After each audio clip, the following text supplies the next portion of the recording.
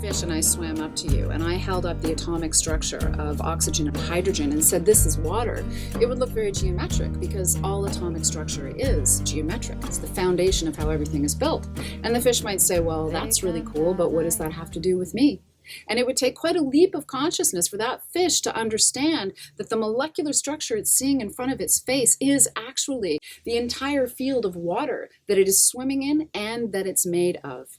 And it would take quite a leap of consciousness for that fish brain to really fully understand this atomic structure to the fractal and holographic nature of everything that it's made of. And that as a species is where we are today. We are on the cusp of that kind of leap of consciousness, of recognizing that this field that we're functioning in, that the planets spin in, that we are part of, that field, even though it looks invisible, is where everything is happening. And we're literally swimming in a sea of frequencies, oscillations, and wave.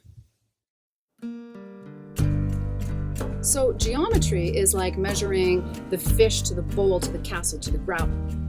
And sacred geometry is understanding that those same proportions and perspectives actually exist in the world that we cannot see, but that we're swimming in and that we're made of.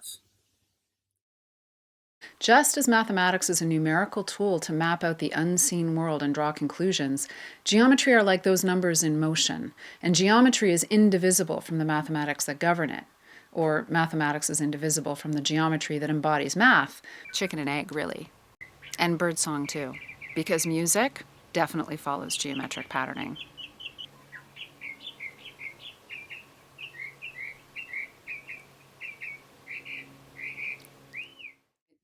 So sacred geometry might seem like a little bit of a woo-woo word, but really there's a lot of discussion in physics about fractals and the holographic nature of the universe. And that, of course, brings us to question number 2. What does this have to do with physics? Well, physics is really the study of what we can't see that makes the universe run. And if it makes the universe run, it makes us run. And there are those who believe that the mathematics and algebra to work all of that out actually is very intimately connected to geometry. Geometry being another language, like mathematics, to help express abstract concepts, otherwise known as things we can't see.